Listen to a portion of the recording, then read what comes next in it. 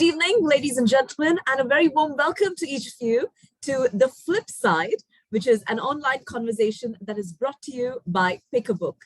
My name is Trishma Pinto. I'll be your moderator for this conversation. And before I introduce to you our fantastic guest who is joining us this evening, for those of you who are joining us for the very first time, allow me to introduce you to Pick a Book. So Pick a Book is an initiative that was launched with the aim of igniting the passion for reading.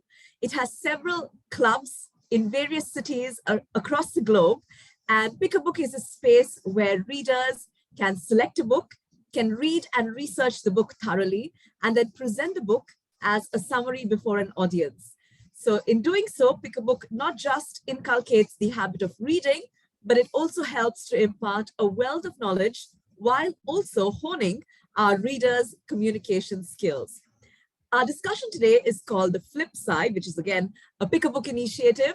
And today we have with us a fabulous author who is multifaceted, and I'm sure we all can't wait to pick her brain and find out more about all of those thoughts that she has penned in her book.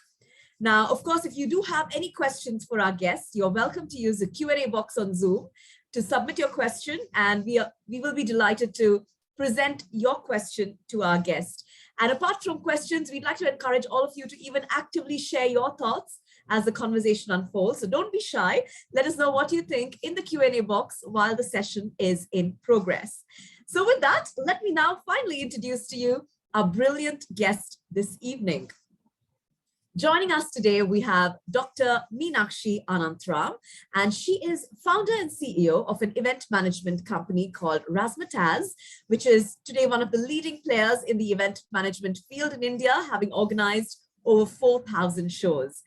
Dr. Meenakshi has a varied background. She completed her MSc and her PhD from the Department of Zoology, Andhra University. She also completed her B.Ed. She worked for 2 years as a school teacher. After that, she was a research fellow with the UGC. And during the course of her academic career, Dr. Meenakshi was a recipient of several medals and scholarships. She also has several national and international publications to her credit. She is the vice chairperson of Rohit Memorial Trust, which is an NGO actively involved in cancer counseling. She's also involved in other social activities like the Project Girl, which is an initiative for the upliftment of women and the girl child.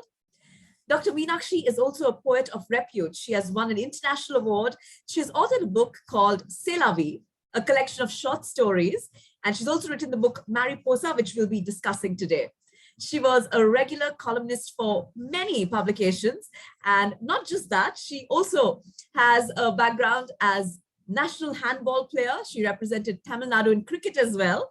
Not only that, she's also a Limca Book Awardee for having given running commentary in a first-class cricket match along with her father.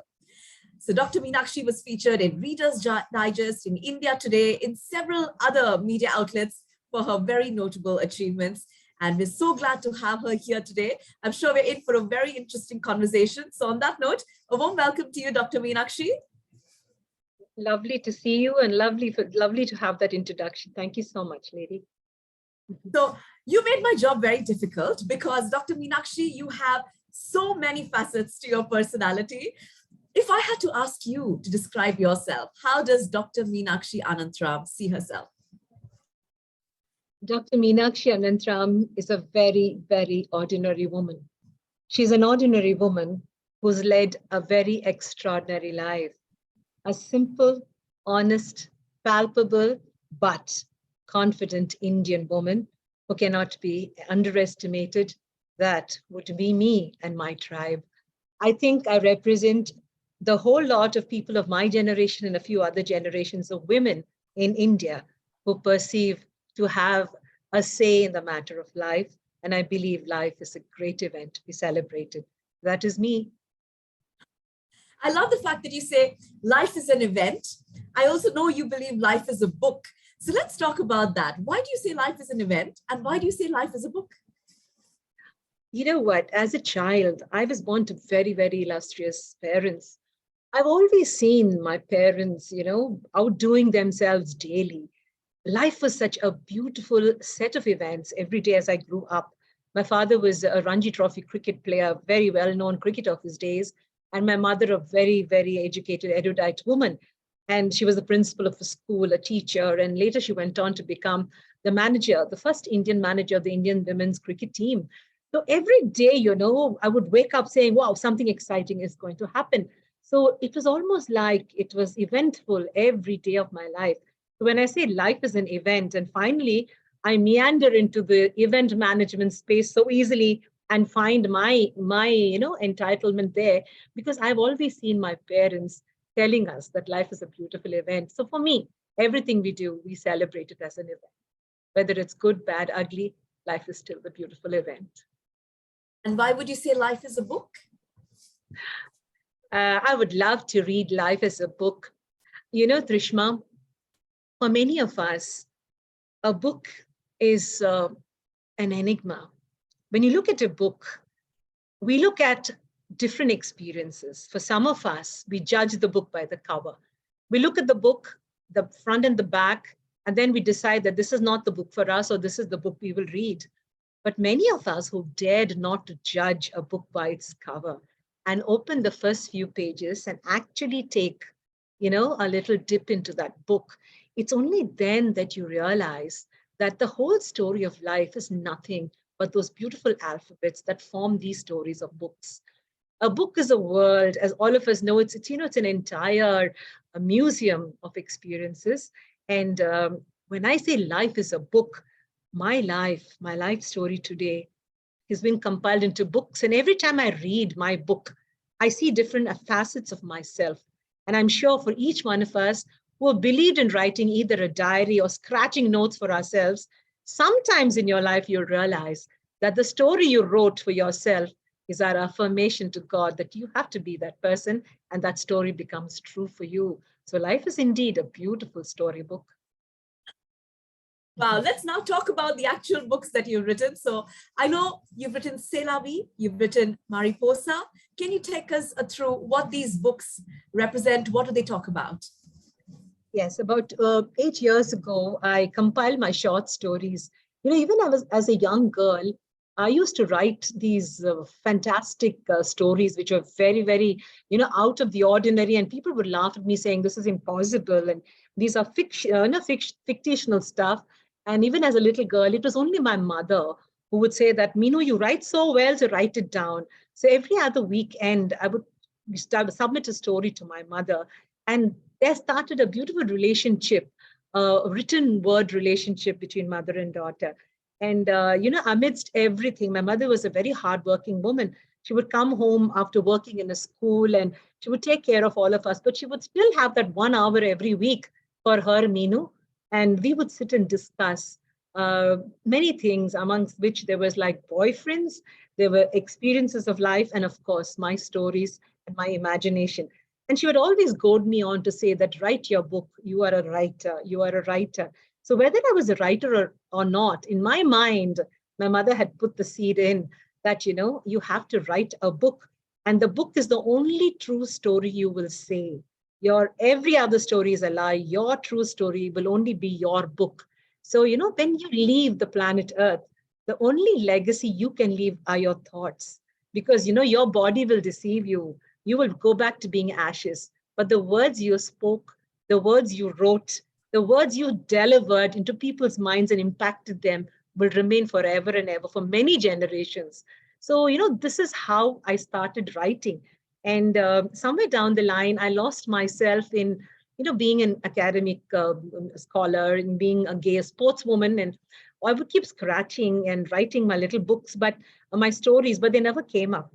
So 8 years ago, we were sitting as a family and my husband said, why don't you put your books, your stories together? You write well.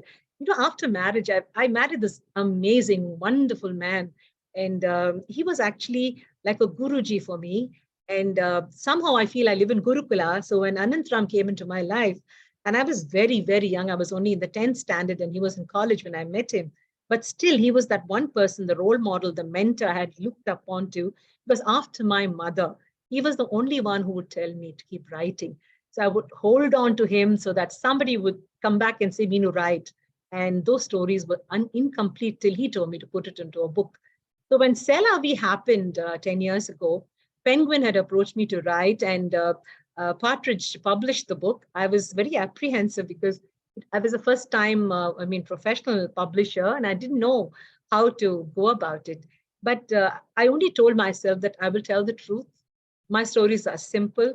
I wanted to write them for children who've forgotten to read. You know, there's a whole generation of kids who came after us who do not know how to read. Storybook reading has become redundant and almost, an ancient art. But all of us who have loved the world of books, for us, it is important that our children, our grandchildren read those books. So I wrote these simple stories, and C'est La Vie is a conundrum. It's a compilation of personalized stories where I was also a mute spectator. So there is a story, it's called Monsoon Romance. It's about the first time that somebody fell in love. It can happen to anybody. People who read it, actually, many of my readers got back saying, hey, you wrote my story. And I wondered whether I had 100 people whose stories I had copied, but all of us had the same thread. All of us fell in love on one monsoon night. And that monsoon, every time it came back, the first love in our life comes back. I've written many stories, and some of these stories in C'est La Vie were taken by friends of mine and made into short story and films. And in fact, a friend of mine won a short story, a competition with my story, and she was very happy to acknowledge me as the author of that story. So C'est La Vie is, it's a personal, beautiful journey into writing. I enjoyed it. And I thank my husband and my entire family for encouraging me to write. It was inspired by my mother and my mother-in-law, who was, the Rock of Gibraltar for me. But when Mariposa happened, Mariposa is coming back home. Mariposa means butterfly in Spanish. So, this is what this stands for. My tattoo here is a butterfly. And it's the story of every human being. All of us are born as eggs, We are very ugly when we are born as eggs. We have no personalities. We're just some round structures. And all of us look alike. When we are born as eggs, we do not realize that we will hatch one day. But between that hatching and becoming the adult that we're supposed to be, there are many stages of our life. So Mariposa takes us to the garden of life, where I see a little girl that I was. And I've actually written about me being molested at a young age. And I had the guts at this age to get up and tell my story in a poem. And it's about a rape victim. And I have, artists who have actually put in their sketches to help me to get across my ideas. Then I went through the story of my mother, whom I described as the Pied Piper of my life, and how she took me to the Sundarbans and disappeared as the Royal Bengal tigress that she was. But in doing that, she made me such a strong cub. And then there are stories of romance, pain, life, death. And as we grow, you see, we hatch, we become caterpillars. So when Mariposa becomes a caterpillar, she becomes hungry. She starts eating as much knowledge. And that is us in school and college. We want to assimilate. We want to eat as much. Sometimes we're so greedy, we eat much more than we deserve to eat. So we want to get into the rat race. We want to be ready. And we are ugly adolescents, right? All of us are not formed, not framed, but we know one day we're going to make it. So that is the stage of the caterpillar to, the egg to caterpillar. The next stage is when you become a pupa. Suddenly your life stops. You get into corporate life, you get into work, you get into marriage, you get into kids, you get into real life. Everything stops. Your fun is gone and real life hits you. You become a chrysalis. You think you're finished. You're caught in a box. You're not able to escape. But you have to go through that stage well for you to actually burst out and emerge as that butterfly. So when Mariposa comes out of that pupa, she's taken many, many years. And she is not that ugly caterpillar. She's beautiful. And today I am Mariposa. After so many years, I really have broken through the shackles of pain, losing a child, losing, many things, gaining many things. I have seen life very closely. And I feel that I have now come out and into the garden of life. I don't care what people think. I don't want validation. I want to be happy. And that is what Mariposa is. In between, there are some stories of eroticism, which many people I thought would, point a finger and say, hey, what is that? Eroticism is a very unique kind of writing. Many people think erotic poems are about the orgasm of the body and it's vulgar. But for me, for Mariposa, it was the coming together of great minds, the emancipation of the soul. It was the actual orgasm of the human soul. So I have poems in which I have described this journey of sexually pleasant experiences, as well as people being abused by partners in different ways. So, I have put in different flavors into Mariposa. I didn't know who would like what. And I knew that, my family, my children will be reading my book. And I kept waiting to see what they would react. And would they say, oh my God, mom's written about sex and, orgasm. But my son applauded me, my second boy, and said, wow, mom, what a great job you've done. And that made Mariposa fly higher. So that's where I am. Became Amazon bestseller. And I have a whole lot of readers. And today, as I talk to you, Amazon has just informed me that we are out of print and I'm going to print my third set of books. I'm so happy. Thank you, readers.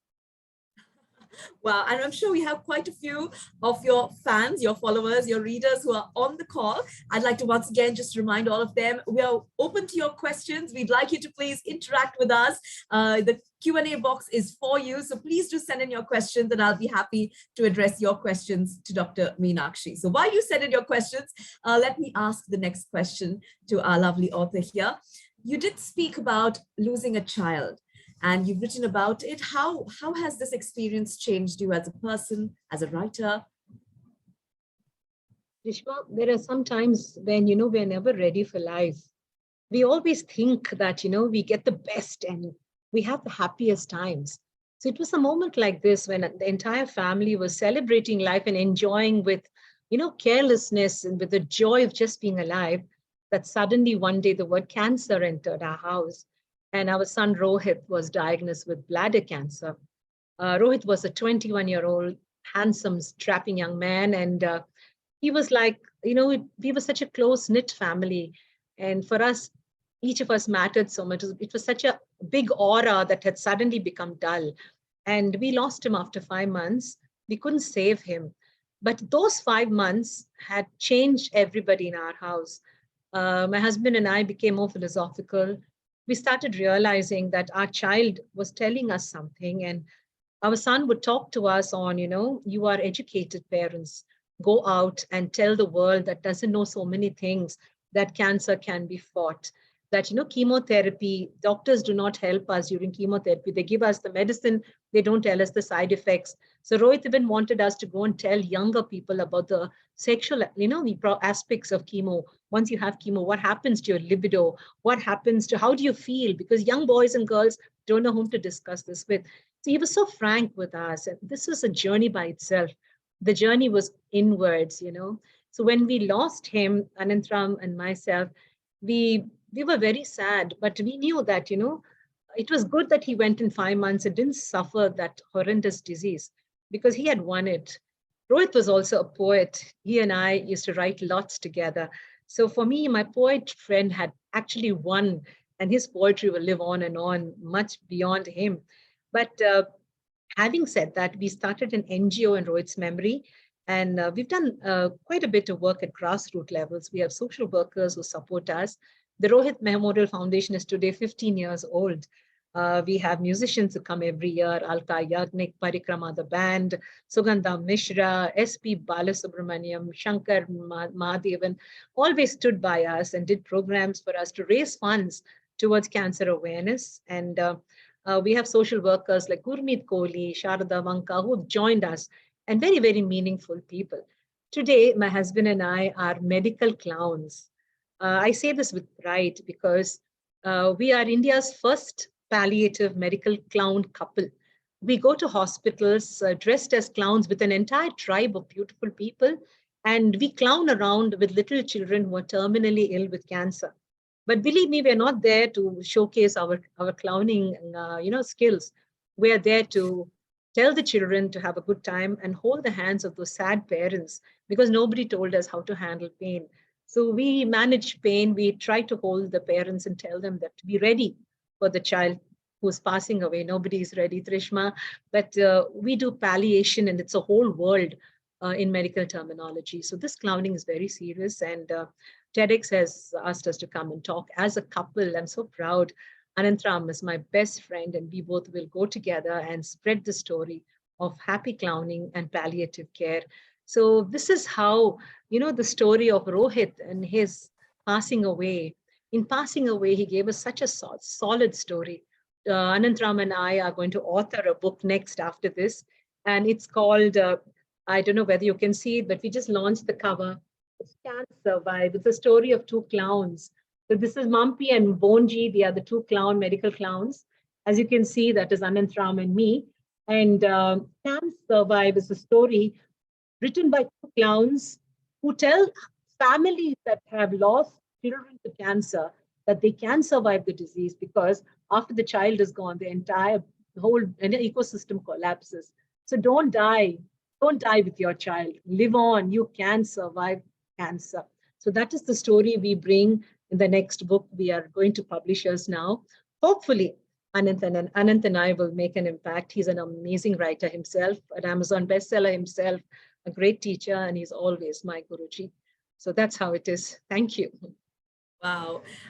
As you were telling your story, what I've been realizing is your evolution as a writer is quite incredible, because you started with short stories, you then move on to poetry, and now your upcoming book is more like you're trying to make people aware of a social cause. And I think your own personal evolution is being reflected in the books that you write. So I also know that you've written a lot of articles for leading publications in India, for Indian Express, Metro Plus, Taj Magazine, Femina, Women's Era. Can you talk to us a little bit about your writing columns, and how has that contributed to you as a writer and your growth? I used to write for magazines for pocket money, because my mother believed very, very fiercely that children get spoiled if they're given money. So mom never would give us any pocket money. So when I was in school, I started writing for some, magazines like the Chanda Mama. I don't know whether this rings a bell, this beautiful storybooks. And I used to give little snippets, I used to write for the Reader's Digest, little jokes. And we used to get paid $100, $150. And I used to write songs for schools where I studied, the little baby songs. And somehow this thing of writing, getting lyrics together, putting music together, making jingles, all this came to me easily. And so, my father and I, we used to play this game as children. When I was a child, my father would talk to me in poetry. Never has dad spoken to me a straight sentence. It would always be a clang, he would say something and a reply in a rhythmic manner. And this game somehow made us evolve as a poetic, a joker couple. We used to make silly poems. That helped us a lot, because there were times when I used to go to schools and tell children how to write poetry, and I get paid for it. And believe me, I was in the 8th or 9th standard at that time. So I started earning money by writing, by speaking, by teaching. So when I actually wrote for some magazines, for example, when I wrote for the Women's Era, I got paid a hefty sum of money, and I won a competition. And the Taj magazine asked me to write about the Burra Caves, which is a very, very ancient caves in my city. And we won an award, an international award for the magazine. So that spurred me on. And the hotelier and caterer, I have reported a number of new hotel properties and food. And I've covered Tarla Dalal. We've worked with Satya Saran of Femina. And these are wonderful experiences. It's not just a personal thing. Working with these wonderful people with such a broad mind, they are like, oceans of knowledge. You earn your money, right? You earn your fame, but the learning is, invaluable. Nobody can give you that learning. And I learned from such wonderful teachers. I learned to speak from Mr. Amin Sayani, who was famous for Binaka Geetmala. I was a stuttering and stammering child. When I was 13. But today, thanks to Amin ji, I am a presenter. I present the Prime Minister and President of India at different platforms. So life is a learning, man. Every day is a story. Every day is a book. Every day is something new for us to do. Wow, you did speak about gracing the TEDx stage very shortly with your husband. You're not a stranger to TEDx. You have given a TEDx talk before. So can you tell us a little bit about that experience, and how did you find yourself on that stage? I think I was on the SIBM's TEDx stage quite by accident. We got a call from a dear friend who works with SIBM saying that, ma'am, I did a case study on you and your event management company, and I won an award for that article. And he started talking, and he said, our students are planning a TEDx. Would you like to speak? And at that time, I didn't know what TEDx was, how dumb I was. I said, what is TEDx? It sounds like some phantom book or something like that. I went and checked up and I said, wow, you want me to talk there? And the topic was so relevant. It was being unconventional. So, being somebody else, and you study for something, you work for something, and you are somebody else. And I think I just flowed into it. I was a scientist. I was one of the first Indian women on the Antarctic mission. I have 25 publications. I have 4 patents to my name. I played for the country India. I played handball. I was in the Indian squad. I've done it all. I have a Limca book record. But, at the end of it all, I left everything and followed my heart and started one of the first registered event management companies in India. So today, Razzmatazz is the 30-year-old footprint. Who would imagine that a scientist or, a writer or an ordinary woman, middle class, middle-aged woman would like to do something like this? So I thought I had a story to say. And when we had just coming out of the grief of losing Rohit at that time, so it was a good excuse for me to get back to campus and speak to children. And that started my journey with TEDx. And I'm very proud that I'm a TEDx speaker. I love to tell stories there. As a writer and a speaker, you use your words so masterfully. Would you have any tips for those who are watching on how somebody can be as articulate as you are? I had the advantage of having fantastic parents. Yeah. My father was a cricket commentator. My mother was the most amazing woman on earth. She was a Royal Bengal tiger, a real tiger. And she used to eat the books up. Literally, anything she got, knowledge, she used to eat up and, give us as much as she would eat. So for her, my mother, reading, speaking, all these were part of life. She would always say, it's okay, you will be an average student, but every week write that story, every week speak. So if you have parents like that, you already are on the path. Else, please get a mentor. You might be a gold medalist in your class, but if you cannot communicate, you are nowhere in the rat race. Especially for the students out there, very, very important that you speak in English. Yes, we have to know our Matrabhasha. We have to know our vernacular. Speak it with your parents at home. But the business language is English. Please make sure you learn at least one new English word every day and use it correctly. Don't be Miss Malaprop and use it wrongly. Don't be a laughing stock. Make sure that when you open your mouth, you say the right things at the right time, at the right place, in the right way. And remember, life doesn't give you too many opportunities. There are so many good people in the world. Everybody is so talented. So how would you do better than them? Say the thing perfectly, confidently, and simply. Just remain simple and you will be able to win hearts and win minds. And remember, talking is the greatest power that God has given us. Wow, I would wholeheartedly agree. I also do talk for a living, and so that's something that completely resonates with me as well. Let's talk now about your Limca record. It's a special one because you share this with your father. So can you tell us a little bit more about this? Yes, it's such a beautiful memory. I played for Tamil Nadu under 15 when I was in the 10th standard, and that was in Chennai. My father got transferred to Vizag, Visakhapatnam, as a shipping agent where cricket was not at all known as women's cricket. So I took to handball. But many years later, I got called to give commentary because I had applied. My father's a very famous cricket commentator, and I keep following him very keenly, the way he speaks. He's impeccably immaculate. He's wonderful. So I follow him, I follow commentary. And when I applied to All India Radio and they called me for the Ranji Trophy cricket match, for the first time, a woman was called to give Ranji Trophy cricket ball-to-ball commentary, the cricket match between Andhra and Kerala, Andhra Pradesh and Kerala. And it was in Srikakulam. I still remember that day. My son was very small. I left him home. Mom, Dad, and I drove to that place because Dad was also there. And there were other commentators. And I remember my Mr. Prasanna Kumar, Dr. Prasanna Kumar, a very well-known commentator, said, ladies and gentlemen, today we have a debutante in the commentator's box. So to go take you through the next 15 minutes, ball-to-ball running commentary, we have Meenakshi Ananthram. That was my father's name with me. And for a second, I froze. I said, that's me. And when I opened my mouth to speak, it was the game that we had lived every day. My parents were full of cricket stories. I was seeing the boys in white in front of me. And for a second, as I spoke, there was silence and all the sound, the entire stadium, volume of those radios went up. People were actually listening to the umpire stopped and said, please reduce the volume. The volume has increased in the stadium.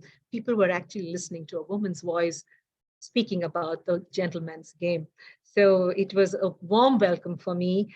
The 15 beautiful minutes of talking and about the teams and about the place positions. And Andhra Pradesh was doing very well in that match. And I belonged to that state. And I was proud. And my father was proud. He was next to me. I was sitting shoulder to shoulder with the man I love the most on earth, my father, M.K. Murugesh, the great cricketer.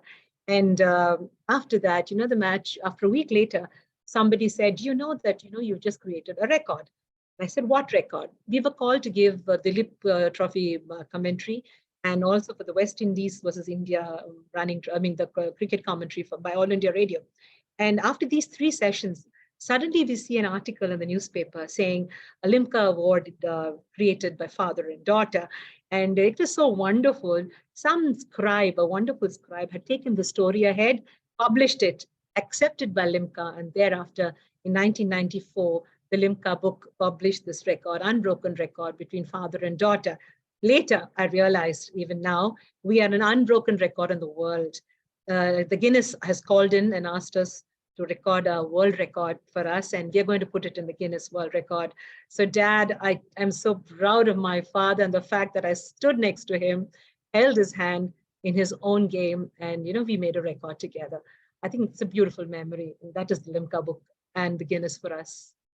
Fantastic. Wow. You've got so many interesting stories. And I'm now looking at the questions coming in from the audience.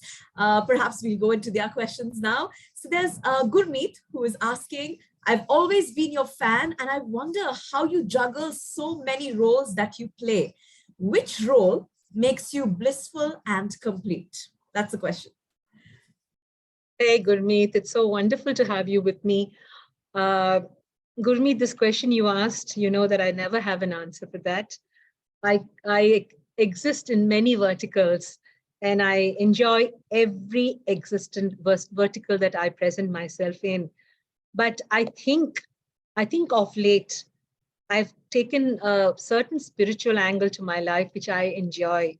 I enjoy being with myself. After many years, I actually am trying to discover Meenakshi. I never knew her before. And after so many years, I sit with her these days. I talk to her, I take her out on a date. And I'm sure in discovering myself, my journey will be inwards, Gurmeet. Wish me all the best. Let my writing take a new turn. Let me write about the spiritual aspects of being just alive, because I feel all of us are human beings on a spiritual journey. Thank you, darling. Wow. So Gurmeet, I hope that answers your question. We have another question now. This is from a guest. My question to you is, I would like to hear as to how you manage your time to cater to all the various activities that you are involved in. I'm amazed at your positive energy levels. Where do you derive your energy from? And your response will be a guide to many who would like to meticulously manage their time. So basically, where do you get your energy from and how do you manage your time? I cannot say boost is the secret of my energy, but every morning, I don't know whether all of us do it also, others. I wake up every morning and I look at the roof of my, my bedroom, and I always think I have 2 choices. I either can have, a good vibe or a bad vibe day. And the choice is always mine. And if my mind says bad vibe, that would also be mine, isn't it? My choice. So I always say good vibe. And it has helped me because my energy comes from the fact that I get up thinking that there is so much to do and 24 hours of probability of, making another new impact, writing a new story, touching a new hand, reaching out and learning from a new child, meeting a new person. So there is so much that is undone, so much that is still to do. And I know that, even after I've reached the twilight of my life, I still am on the starting line. And I think that really goads me on. I know that there's so many roads that open up every time I open my eyes. And I'm looking forward to reaching it. I want to reach you. I want to hug you. Let's do it one day. Wow, thank you. So that was about her energy levels and how she manages to find the time. And next, we have so many questions, by the way, I have to say. We have somebody else here, Smaya Khandelwal, and she's saying that, Meenakshi, you're doing such a wonderful job. You touch so many lives. How painful it must be to present as clowns, having lost your own jewel. What are your coping mechanisms? Thank you, Maya. Such a beautiful question. You know, Maya, when we become clowns, there is a certain thing that we do selfishly. The minute we remove, these clothes, these designer things that we normally wear and get into those clown clothes, we're actually disrobing ourselves of our ego, because this keeps us bound to who we are not. When we become naked and get into the clown's clothes, we become so powerful. Maya, I don't know whether you understand, when we go into a hospital, Anantram and I, we feel like, Spider-Man and Superman, because the children look at us and say, Jokal, Jokal, Jokal. We are no more uncle, auntie. We're no more human beings. We are superhuman characters. So we are so selfish. We want that feeling. And once we go there, it's very painful. There are these children are dying. Some of them are bleeding from their eyes. Some of them are just urinating and they're a mess. Some people are ulcering all over their body, but they're still smiling. They're still happy to see you, isn't it? So you're so powerful. Despite everything, you made them forget that pain. And, it's nice because our child was very inconsistently insistent that we should do this. He said, you should go out and make a difference. And I hope Rohit is proud of us. And we always hope and pray that, we are making an impact. One day we will find our peace in this. We don't go here. We used to go into hospitals searching for our son. That time it was searching for pain. Today we go searching for his happiness. We go searching for those parents who need us. We go searching for ourselves. The person we left back at Hinduja Hospital comes with us. That person who died that day with Rohit comes alive and travels with us when we become clowns. So we are very selfish when we become clowns. There's a related question here from Usha, who's also asked, she says that you're an inspiration, and what has helped you the most in overcoming the grief of losing a child? I guess it's a related question. Would you like to share anything more? Usha, it's a beautiful question, because as a mother, I'm sure that, all of us mothers would realize when Rohit passed away, when your firstborn is gone, your everything goes, because for a mother, the firstborn is like the first time somebody made you a mother, but someone who's elevated you. And Rohit was very close to me. So for some time, I used to sulk and, feel sad, although Anantram was more philosophical and he's a wonderfully matured human being.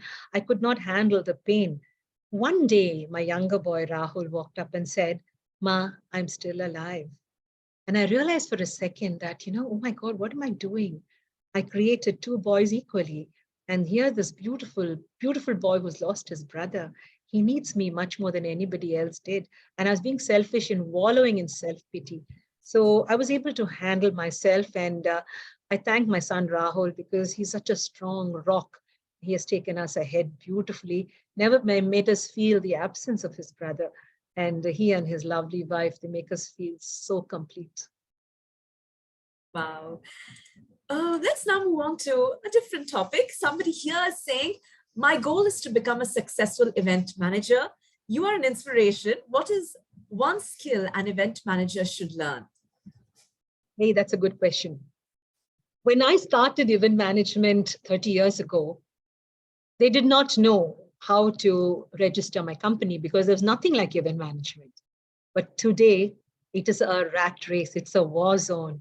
We are a 10,000 crore management industry. We are growing at the pace of 20% per year. So the doors are open to many of you prolific people who would love and come and add to the beauty of this event management basket. But having said that, you might have degrees, it helps you. The only consistent quality that you must have is madness. You should be mad. To be an event manager, you should be able to sacrifice. I feel an event manager is one who's always trying to please somebody else at his own, whatever. You have to sacrifice everything. You don't have time for your family. You don't have time to eat. You don't have time to do anything, but somebody else's life, somebody else's marriage, somebody else's event is more important. You are a social worker, and event managers are social workers. We work for somebody else's happiness. So, you have to be consistently collaborative. Your mind should work fast. You should be able to think of how you can empathize with the other person who needs your support. When someone pays, you don't look at it as a business. Event management is not just a profession. It is an intricate relationship between two people. Life is an event. Our grandparents have been event managers, managing events across, even before all of us were born in the team. But today, it is defined. It is experiential. Every event is an experience. Be ready to adapt yourself into different versions, different avatars of yourself. You have to every day become somebody else to manage your life, because event management is so dynamic. So you study, please focus. Some people come to me and say, oh, my son did not get into medical college. My son did not get into engineering. So can he do event management? I want to give them this, because it is no alternative to medicine or any other course. It is a much greater course. Event management has totally undefined roots. The trajectories in your hand. You have just yourself, common sense, and the knowledge that there is an industry which is nascent where you can make a difference. So if you can enter that space, you can do anything. You don't have to be qualified or an MBA. You can even be a dropout. You will do well if you have the common sense. So remember, be an event manager. Make a difference. We are waiting for you. In a related tone, we have somebody here who wants to be a public speaker and would like to ask you, what are the main steps that they need to follow to become a public speaker? Hey, that's a beautiful question. The most important accessory that you can wear is confidence. If you want to speak in public, there are very many things that people will tell you you have to do. Of course, your language has to be good. It has to be better than others. You have to be impactful. You should have subject matter. But how you deliver your subject matter is of crucial importance. The confidence with which you tell somebody, you might be fibbing to somebody, but the confidence with which you do it will make them convinced that you are the one that they want to listen to. So for every public speaker, please have a diary. Every day, write down what is happening around you. It is very important that we have a right opinion. We should not say the wrong things, because when you speak in public and if you have a good voice and command over the subject, people are going to be motivated by you. And what more do you need in life? It's very difficult for people to even look at you and say that I want to learn from you. The minute you become a public speaker, it means someone has given you the authority to get into their mind and make a difference. So when you are so powerful, take that power very seriously. With great power comes great responsibility. Write down every day. Practice. Now, before I came here, I know I was going to meet this wonderful, versatile girl from Colombo, and she's a presenter herself. You see how beautiful Trishma is, how confident. This generation of women, the next generation, the millennial or younger than them and generation, is much better than me. All of you who are younger than us are much better than us. So be sure when you are talking, you're talking to this generation, because your mother will anyhow remember to thank you or, to accept you as you are.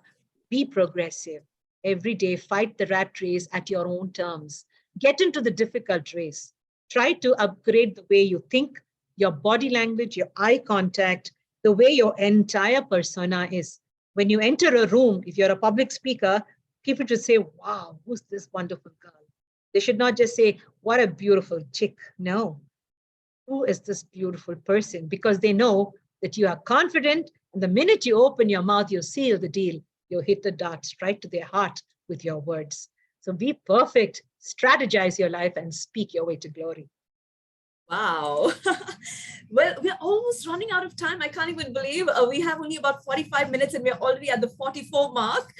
We have several more questions. I'm not sure we'll be able to go through all of them, but perhaps a last one or two questions we'll try and accommodate. I'd like to also talk to you a little bit about Project Girl, which is your initiative for uplifting women and the girl child. Would you like to tell us a little bit more about that? Yes, yes. Project Girl is actually envisaged by Gurmeet Kohli, who asked me a question earlier, Anantram and myself. We mentor, till now it used to be only girls. We mentor girls from lower strata of society, girls who are brilliant. We hold their hand. We actually take them into, we have a radio station, Gyan Radio. We teach them etiquette. We teach them many beautiful things. Project Girl is going to be a big project very soon. And I'm sure next time I talk to you, it will be a 45-minute session on Project Girl. But we handhold, and all of us can handhold our maids, their daughters. Make sure that you educate a girl. It makes a difference. The hand that rocks the cradle rules the world. That's so true. Maybe in our final few questions, we'll get back to your book. And we have a question here. Somebody's asking, what is a poem in Mariposa that is your all-time favorite? You see my cover? I love my cover. I've written some quotes as well as some poems. I have many poems in the book, but I have a quote which is a little erotic, but I think it makes a lot of sense to most people. Because your life is the only true story. So my book went to many people for a review, and Dev Jani she's an award-winning author from UK, got back saying, "I love this 4 sentences you wrote." And that book, hold not my legs, hold my heart. Hold not my legs, hold my heart, for it is there that I feel you most. So it starts with this. It's about women who everybody wants to just hold their breasts and their legs, but their heart is the place that they feel that man the most. So these 4 lines would be my favorite because I think that it embodies me, the way I feel. For me, it's very important that hearts are held first. There are many, many more points, but there's no time. I do hope we have my book session. Is on the shelf still. Yes, indeed. You can go to Amazon and you can search for Mariposa and you'll see this woman, this beautiful girl is me. And please do buy the book and give me a review. Just don't buy, read. And I have some fans. I'm so happy and proud. Some people who actually stopped me at the airport and said, "Ma'am, are you the one that wrote Mariposa?" And she fished out this book and asked me to sign. And I said, "Oh my God, I got fans. I really have fans." And I have a fan that made a date with me, and she had coffee with me just to see me and take a selfie. These are lovely moments, guys. You must write. It's beautiful. As a final question to you now, Dr. Meenakshi, what's next for you? What are you looking forward to? I'm looking forward to a great future where I will meet new people, new energies. I know that I will see friends, old friends again. I'm waiting. I'm waiting for great news. I'm waiting to be elevated to another level of relationships. And I know that will open an entire new storybook for me because life will not stop till I die. The pen will be in my hand, the mic will be in front of me, and I will be doing my job. Wow. Well, on behalf of everybody watching, we'd like to thank you very much, Dr. Meenakshi, for sharing your time, sharing your wisdom with all of us.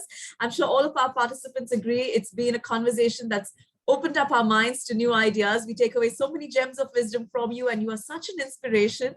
Before we wrap up, we do have somebody else who'd like to share a few thoughts. We have Tanuja here, who is the head of operations of Pick a Book Global. I'd like to invite Tanuja to join us on screen and share a few thoughts as we close today. I must congratulate you guys on the fabulous job. Tanuja.